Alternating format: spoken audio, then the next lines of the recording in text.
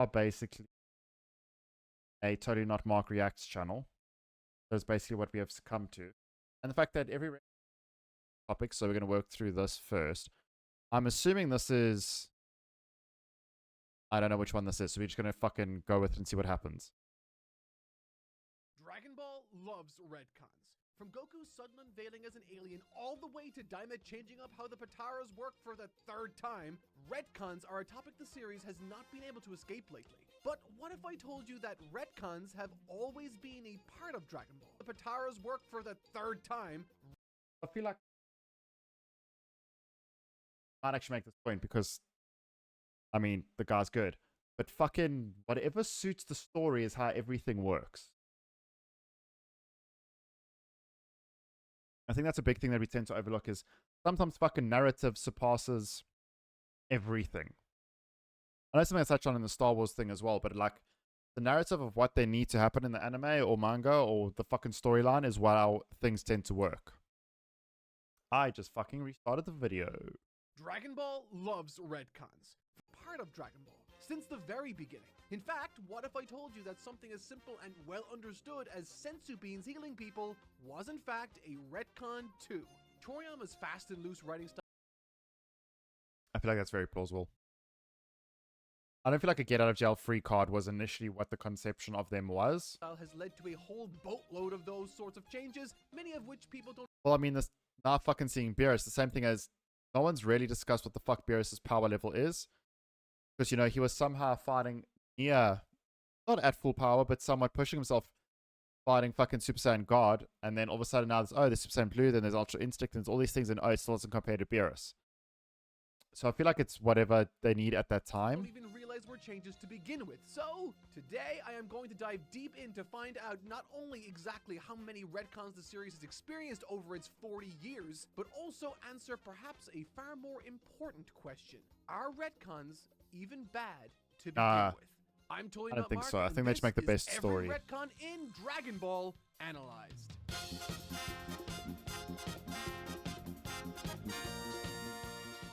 Okay, so I know I said every retcon, but let's be honest, if I included the old movies, OVAs, and even Dragon Ball GT, this video would never ever end. So in the name of sanity, we're talking strictly mainline from Chapter 1 of Dragon Ball through to Super and its subsequent films. But before I scrutinize that endless sea of content, it's important that we first define what a retcon even is, because boy does it have a bad reputation today. A retcon, or retroactive continuity, is defined by the Oxford Dictionary as Fucking whipping out the Oxford Dictionary here.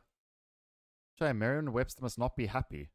a piece of new information within a fictional work that imposes a different interpretation on previously described events, typically used to facilitate a dramatic plot shift or account for an inconsistency. I mean, that's fair. I don't know if they can also, if it also includes just changing a fact. And that is the definition of a retcon. Not that evil, right? It's simply a new piece of info that reshapes our understanding of past events. Retroactive continuity. That's all. And so while a retcon can cause something negative like a plot hole, by itself it is neither good nor bad. It's simply a narrative technique that can stand to create drama if used thoughtfully, or frustration and confusion if handled poorly. Isn't time they're going to bring up the whole fucking Super Saiyan thing? I don't know what the fuck that was in Super. That just, oh, you tingle in your back, as opposed to the whole fucking pushing everyone past their limits and anger and all of that. But hey. All of us now on the same page. Let's start where it all began. This is where we might just invariably be useless. One of the first issues I ran into with this whole self-imposed retcon challenge was how I ought to identify what was a genuine retcon and what was simply a reveal. Now, to some of you, these two might appear to be the same, given Toriyama is known for making up the story as he went along, but I assure you there's a difference, and it Why don't you make up all relies stories on as you go along? I'm just context of saying. the scene in question. For instance, the reveal of Goku's great ape form was amazing, and the shedding of light on his grandpa's premature demise comes about during the climax of that first arc. Some might consider this unveiling of Goku's great ape form a retcon in the same way the unveiling of Goku's Saiyan heritage was at the beginning of Dragon Ball Z. Both are reveals, however, only one is a retcon. The knowledge that Goku possesses the ability to transform into an ape and consequently Well, kill didn't his we grandpa is simply a reveal. Because in the same 'Cause we knew instance, that. he utters the mistruth that a monster who only appears during a full moon killed his grandpa. He's already explained that he wasn't allowed to look at the full moon. When the reveal comes around later, it's just confirming something that was earlier set up. So that makes it not a retcon, but a reveal that even characters within the world around him understood at the time. Now, on the other hand, the Great Ape transformation being something inherent to Saiyans is a retcon. The aspect of Goku's Saiyan reveal that makes it a retcon comes about when we learn Goku and all Saiyans can become apes. By introducing this exposition, Toriyama... Okay, so I know they're going to say, does it really, like, we didn't have any Saiyans before, so did it really matter? Like, did it change anything? Because in OG, there wasn't a thing of, oh, it's a special thing because you're Saiyan. It was just something that existed. And then, oh, it's a thing about Saiyans. I feel like that kind of makes sense, though. Toriyama retroactively altered the audience's interpretation of the event, changing our understanding from this is something inherent to Goku to this is something special about Goku's race as a whole. And if I wanted to grant even more credence to this assertion, Toriyama has said in interviews that he always saw the Great Ape transformation as being akin to a werewolf rather than something alien. But yeah, that's a long-winded way of saying that the Great Ape reveal wasn't a retcon, but don't worry because there are plenty more actual retcons to come. And trust me, these retcons show up sooner and far more frequently than even I anticipated. Retcon number 1. The first retcon of the series might actually be as early as chapter 12 when Chi-Chi grabs Goku by the tail. By this point, Goku's been in plenty of battles and we've learned a lot about him and his tail already. It's even come up in conversation a bunch. But here Chi-Chi suddenly exposes that his tail is his weakness. This of course facilitates the resolution of the first arc's climax, but also changes what we thought we knew about his tail. Retcon number 2. In chapter 1, Bulma confirms that she Yeah, we're just going to go through these, and I actually don't really know much about Dragon Ball OG. Know how the balls got separated exactly, but implies that they likely got misplaced over time. This is then retconned in chapter 20. Once the balls scatter magically, Bulma's explanation implies that she both knew this would happen and retcon number 3, that a 1-year cooldown would be placed on the Dragon Balls suddenly, turning them to stone. But there is no way someone like Bulma would know this given that no one has made a wish on the balls in centuries. And oh yeah, number 4, the balls turning to stone is also a retcon. Wow, 3 retcons in 1 chapter. Will this record be topped? Stay tuned. Or Bulma's just that fucking smart. Possibility. And this retcon impacts the Dragon Radar. Toriyama was hell-bent on avoiding another Dragon Ball search no matter what, and so he turned them to stone, making them not only unusable, but also undetectable, apparently. These are clunky retcons, of course, but given the direction the series... But they don't they then use the Dragon Ball Radar to find them later on in the, like, Z? Straight away after they've made wishes? Ended up pivoting to, it was so worth it. Number 5, in the interest of not only picking on Shenlong for the entire video, let's talk about Goku's Power Pole, or Nyoibo, for a second. Introduced in chapter 1 as a mysterious magical staff handed down to him by his grandpa, with the power to extend apparently, it is eventually retconned at the end of the King Piccolo arc in chapter 162, with its true purpose retconned to be a connection between Karin's tower and the lookout itself. This retroactively changes its importance, of course, but it also makes it funnier that Roshi used it as a clothesline for what I can only assume was decades. Good retcon and great gag material. Retcon number 6, back to the Dragon Radar from chapter 1 through to 69, I guess. The radar is shown to have a tremendous range, but becomes more limited in use up close. I mean, this is pretty much why they had to explore in the first place. However, in chapter 75, while Bulma is running around a Red Ribbon Army base, the radar suddenly possesses the ability to locate the exact position of the Dragon Ball, and even shows insanely directions accurate to it through the different man-made hallways. We've seen close-ups of the radar before, we've even seen her use paper maps plenty. This is, I think, the first bad retcon on my list, but largely inoffensive. Retcon number 7. Introduced in chapter 88 of the manga after Goku scales Karin's tower, the senzu beans were initially described as being able to keep someone full for 10 days. Oh, so the fucking Lambus bread, I think it was called, from Lord of the Rings, and then they just became fucking super, like, get out of jail free cards, instant heal, fucking Phoenix down, because they can't be dead and take it. Like, just being the best medicine ever known to man. Also, how they come they never try to use it on people with, like, cancer or stuff, just saying. Or in fairness, if it fixes any ailment, why did they not use it on Goku when he had the heart attack thing? Should it not have fixed him when he was having his heart attack and needed to take the medicine? I'm just asking a question. I've actually only never thought about that now. However, in chapter 150, that is retconned into healing Goku's entire battered body.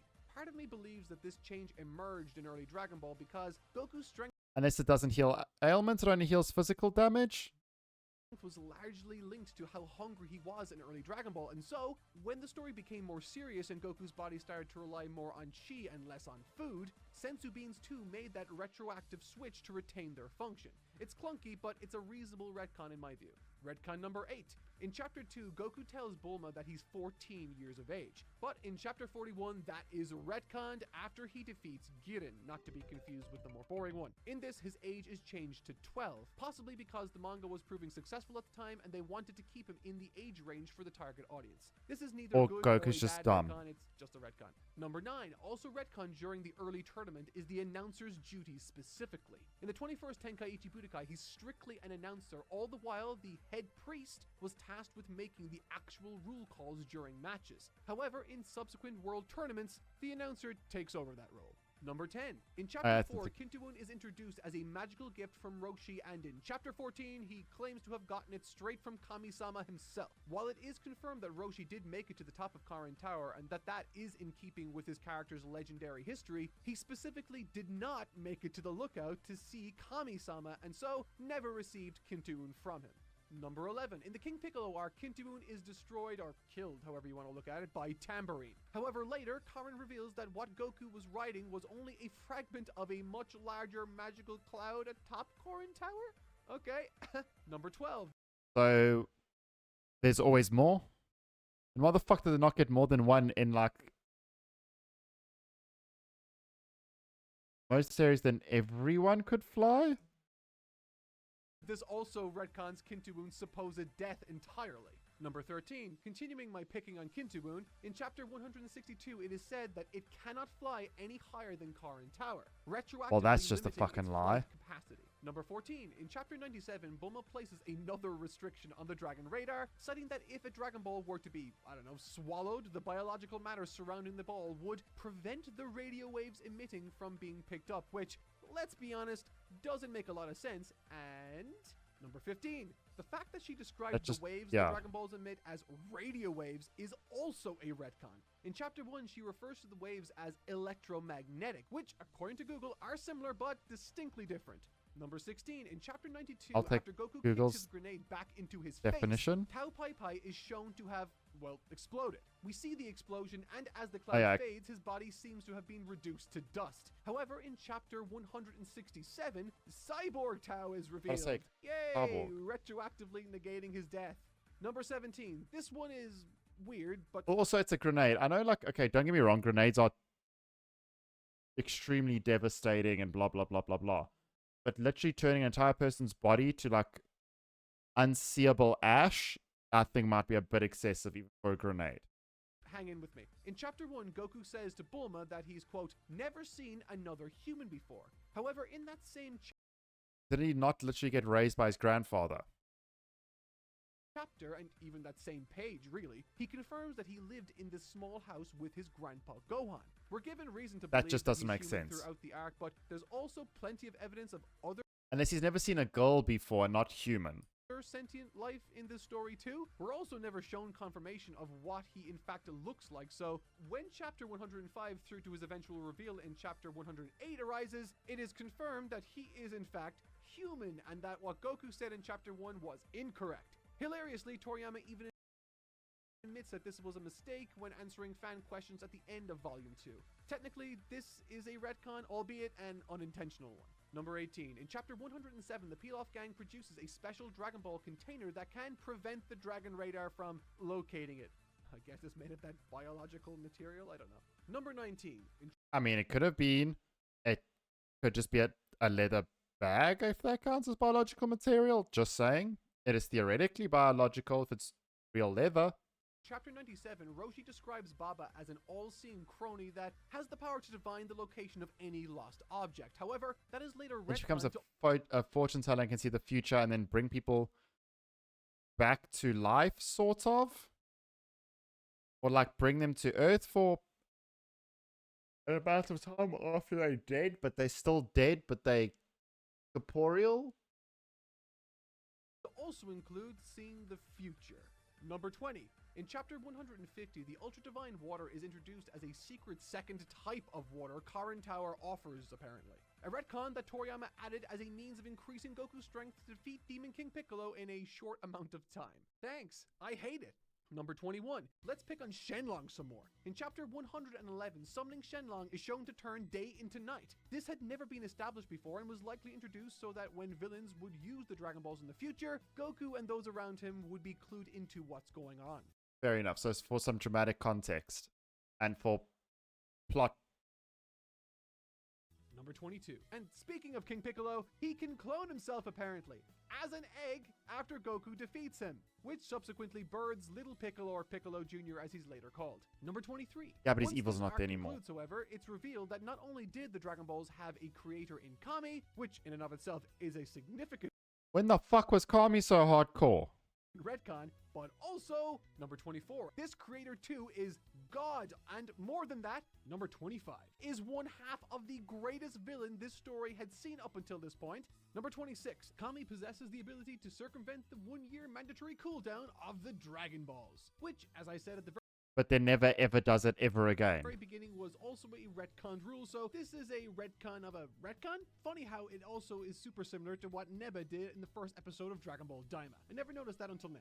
Number 27. Well, I guess spoilers for Rewinding the plot Daima that I haven't watched smidgen, in yet. chapter 120 during the 20 I'm kind of just watching, so I'm waiting for a bunch more episodes out so I can kind of binge it. second Tenkaichi Budokai, Tao Pai Pai is revealed to be Tsuru Senin's younger brother, which, given the age disparity and the fact that Tsuru Senin is over 300 years of age, I feel like this couldn't have been planned exactly. Number 28. In chapter 165, Kami says, no god is given the power to destroy himself. End quote. However, in chapter 194, he tries to kill Piccolo and therefore himself. Number 29.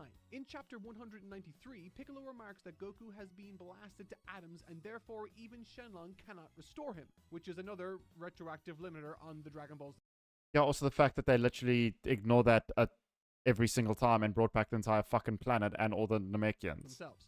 Number 30. From chapters 185 through to 194, characters like Krillin, Goku, Piccolo, and even Kami suggest and state that using the Dragon Balls to revive Kami after Goku kills Piccolo is a viable option. That's just the biggest lie ever, because that was literally the one thing that they could never ever do. Because he fucking made the Dragon Balls or whatever it However, was. in chapter 194, Goku tells Kami that he's lying and that if he were to die, so too would the Dragon Balls disappear. I mean, he says this despite agreeing with Krillin's plan and acting on his suggestion in the prior circumstance. This is just Toriyama retroactively adding this restriction to the Dragon Balls. And Adding now, onwards bigger and upwards stakes. to Dragon Ball Z. In chapter 1 of DBZ, Raditz reveals that Goku's real name is Kakarot. Number 32. I don't really know how that's a retcon. He also reveals that his original mission was to kill all the inhabitants of planet Earth. Number 33. The third and final retcon of this chapter is the reveal that Goku belongs to a race of aliens called Saiyans. Number 34. In chapter 2 of Dragon Ball Z, Goku is revealed to have an older brother. I don't know if any of that's really a retcon, because I mean, the motherfucker had a tail. At what point are we like, hey, he has a tail, he must be human. Number 35. Also in this chapter, Goku's scar and Roshi's exposition explains that Goku suffered memory loss or brain damage as a baby after Gohan found him, thus forgetting his mission. Number 36. Prior to fighting Raditz in the early chapters of Dragon Ball Z, Goku explains another restriction on the Dragon Balls themselves, that they cannot grant the same wish more than once. We're really getting far from that any wish you want kind of shenanigans that was in the first arc of the series. Number 37. Also in chapter 11, the retroactive inclusion of the Otherworld hierarchy, I guess. We once thought that Kami was the top. Now he's simply an intermediary between the mortal world and this new thing. Number 38. Well, you couldn't, in theory, just also be a god of Earth. Doesn't mean he's the only god, and that there's other people out there in the universe that's not like the world. In chapter 162, Karin says that the souls of those killed by demons cannot ascend to the afterlife. However, in Dragon Ball Z chapter 11, it's revealed Don't they go that to hell? Raditz did in fact make it to Enma's desk. Number 39. In chapter 18, Shenlong remarks that he cannot defeat the Saiyans by wish, as he cannot grant a wish that surpasses the power of a god. Add another limiter to the Dragon Balls, I guess. Number 40. In Dragon Ball Z chapter 20, Piccolo and Kami are retconned to be aliens, specifically Namekians. Number 41. Goku. Well, I mean, in fairness, I don't know if fucking saying that they were aliens is really a retcon. The motherfuckers were green once again. No one thought, oh, they just ate too much spinach and they became green. Most people are like, oh, there must be a different race. I feel like that's kind of legitimate, just, I suppose, more backstory. Goku's internal desire for combat and competition is retroactively attributed to his Saiyan genetics. Number 42. Oh, I actually forgot to mention that there's actually another limitation stacked on the Earth's Dragon Balls in that in order they to can bring only someone back to life, revive they you also need twice, to have their whatever. bodies preserved. Number 43. In chapter 49, Kinkai states that the Namekians are a most peaceful race and so retroactively attributes Piccolo's demonic ways to the maliciousness of humans on Earth. Number 44. Nice, so we made Piccolo fucking evil. That's dope. I mean, at least we got something right. He was a lot cooler evil than he would have been like a passive little bitch. Also, they had warriors on Namek. I'm just saying. In chapter 3, Raditz says that the Saiyan homeworld was destroyed by a meteor. However, this is later retconned and Frieza is given the blame in chapter 63. Also, I don't know if that's really a retcon as much as it was that was what they believed, and then we found out that Frieza destroyed it, and that was like the motivation and storyline. I don't really think that's necessarily a retcon as much as it was a fact that the person at the time believed. Which brings me to number 45. In chapter 52, Frieza's name is mentioned for the very first time, and it is my belief that he too was perhaps a retcon. So let's review the evidence. The cause of Planet Vegeta's destruction was retroactively attributed to him. Originally it was a meteor. Vegeta refers to himself once as the strongest in the universe during his fight with Goku. Okay, yeah, that's fair. He knew he was weaker than Frieza and weaker than fucking the entire Ginyu Force. And perhaps most convincingly, in chapter 52, Kyuubi reveals to Vegeta that Frieza listened to their scouter to hear about the Dragon Balls and their power. But here's the thing, Vegeta and Nappa didn't talk about the Dragon Balls on Earth only. They did so a year earlier after Raditz was defeated. How? By hearing the information through their scouters. Given all of what I just said, I think it's reasonable to assert that Frieza could have been a retcon at the very least. Number 46. In chapter 63, it's retcon that Saiyans get stronger after every fight. The greater the fight, the greater the... Yeah, that is fair. And the whole fucking whatever Number 47. boost Also from in dying. this chapter, Dodoria refers to Vegeta as a Saiyan prince for the first time. In the original manga, during the Saiyan arc, Vegeta not once refers to himself as a prince. He describes himself as an elite warrior, with no connection to princehood. That's actually fair. And the amount of times he brings up fucking Prince, he would have probably if that was not an afterthought. Number 48. In chapter 63, Dodoria explains that Frieza's eradication of the Saiyans occurred due to a fear that they would unite against him. This is reinforced in chapter 68 by Zarbon. It's even... I thought it was that...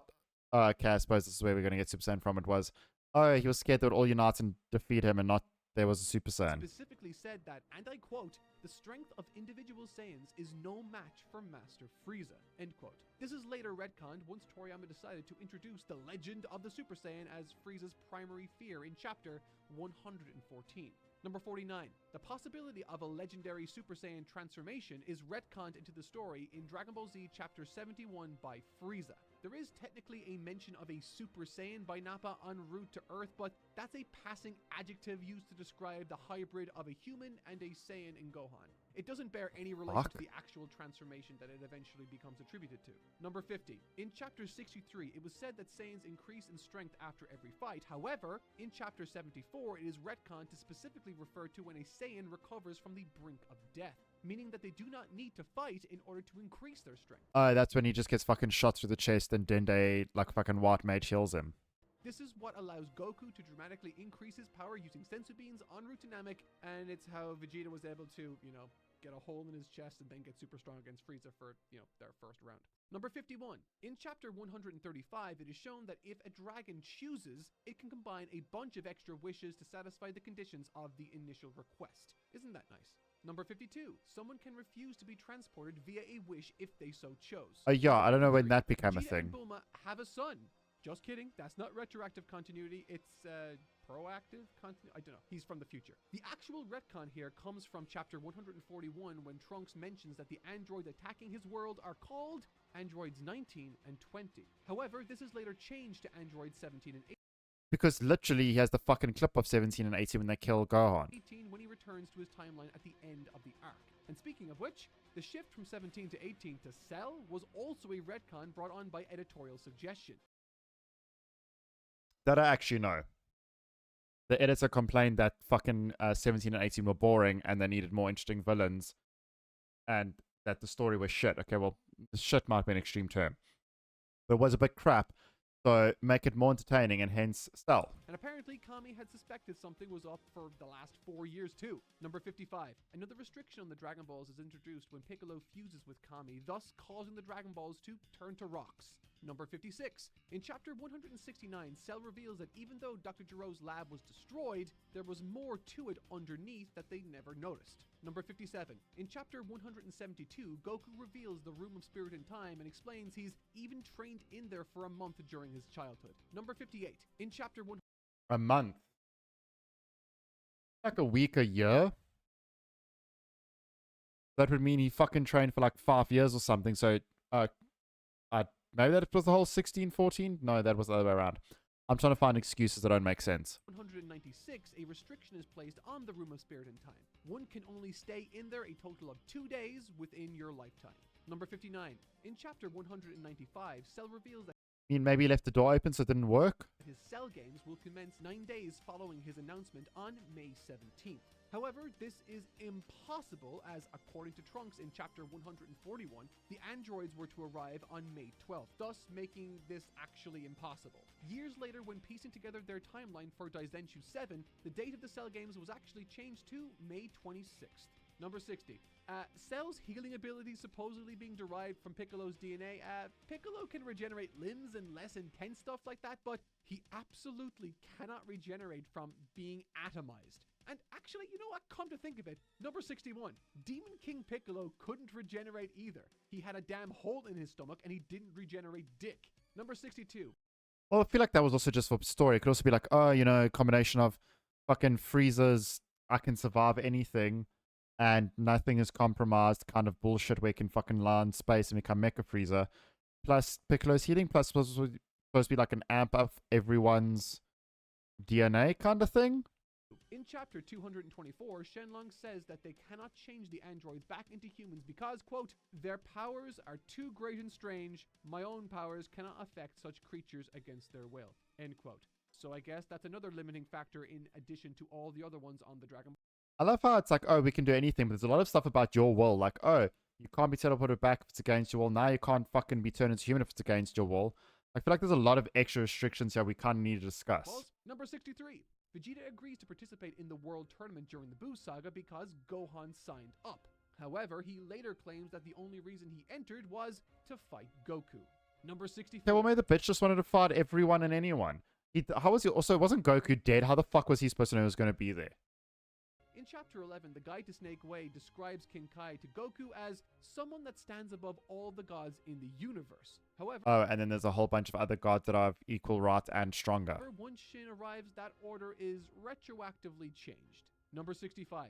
Majin Buu is said to have existed since time immemorial. However, Buu is later retconned into being a creation of Bibidi. Number 66. Oh, that's actually, that one's very fair. 234, King Kai is retconned into being the North Kai, making him one of 4.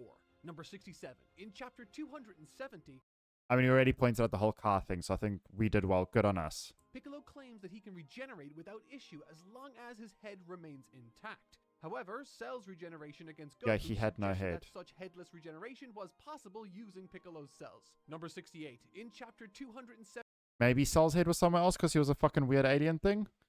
Also, we've never seen fucking Piccolo regenerate like his fucking legs or his sternum or literally just be decapitated and regenerate a whole body. That would be pretty cool. They should do that at some point.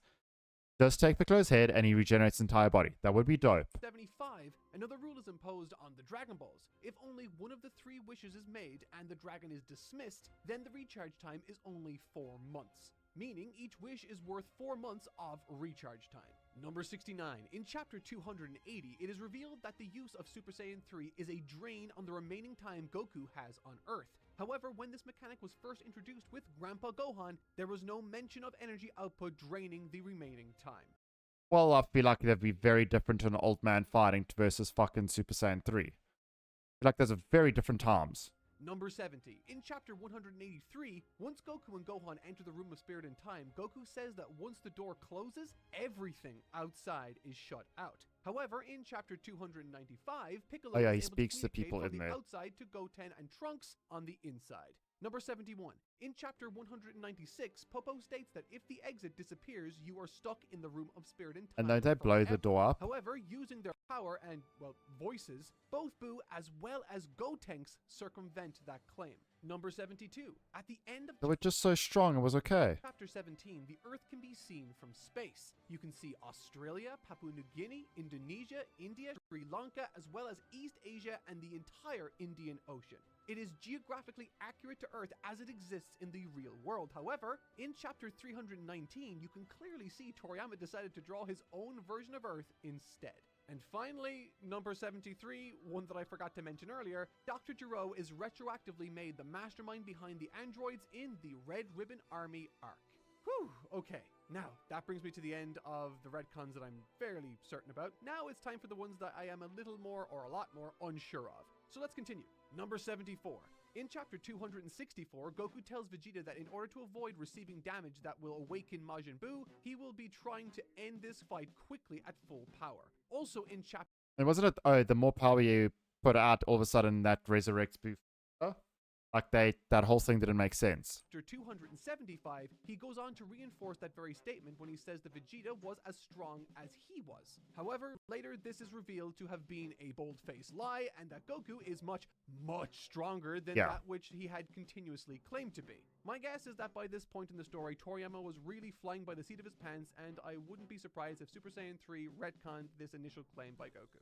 Or, you know, he was just doing whatever he wanted. Initially, the Nyoibo, or the power pole, is the only way for anyone to try and make their way up to the lookout. If one used a rocket And then or you can just propulsion fly. device, it is said that they would be repelled away. However, during Dragon Ball Z Cell Saga, Bulma makes her way up there fine using a flying craft. There are excuses for this, however. Kami had died and Nyoibo had technically been connected all this time too. So there's deniability for sure, however, it is never specified specifically. I mean, Number that's fair. 76. Super Saiyan was an arduous achievement for Goku, Vegeta, and Gohan, but Goten manages to achieve it like it's no big deal suddenly. I don't know whether to call this a retcon or not, but it certainly operates in a nebulous space for me at least. And finally, number 77. In Chapter 307, Old Kai says that the Potara earrings cause permanent fusion. However, that statement is later proven not to be the case when Vegito unfuses within Majin Buu. And every The other only person reason since I then. hesitate to call this a retcon is because Buu is, well, literally magic and always has been an unknown quantity practically by definition. And also, they kind of unfused immediately after that rule was first introduced. If we counted all the times Majin Buu managed to contradict previously held rules, this list would be twice as long and way less interesting. And that's it. That's my list of Dragon Ball's retcons, or at least the ones that I could find It didn't include Super. in the classic material. However, as many of you are very well aware of at this point, I imagine, the series did continue into the modern era with the advent of Battle of Gods, Resurrection F, Dragon Ball Super, and so on. So make sure to subscribe and tune in next Saturday when I outline all of the retcons in modern Dragon Ball 2. Fuck, there was more That than one is video, very okay. crazy, but until then, I've been Totally Not Mark, and thank you all so much for watching. I did not expect that. I did not know there was 2 videos. In my defense, well, not in my defense. I have seen the same title with the different fucking thumbnail, and I just thought it was, trying out different thumbnails to see the best one, but it might have just been quite literally 2 different videos. Well, we shall add that to watch later. But yeah, that was pretty cool. It was pretty interesting. Check out Totally Not Mark. We've reacted to shit before. His stuff's actually really good. Really well made. And he does a lot of fun DBZ shit. Well, Dragon Ball in general. And a lot of other anime stuff.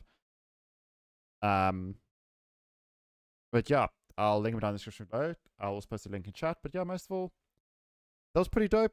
Guy's good. And The retcons weren't that bad. They were for story reasons and to make it more high reward, high risk. It was okay. I forgive Toriyama.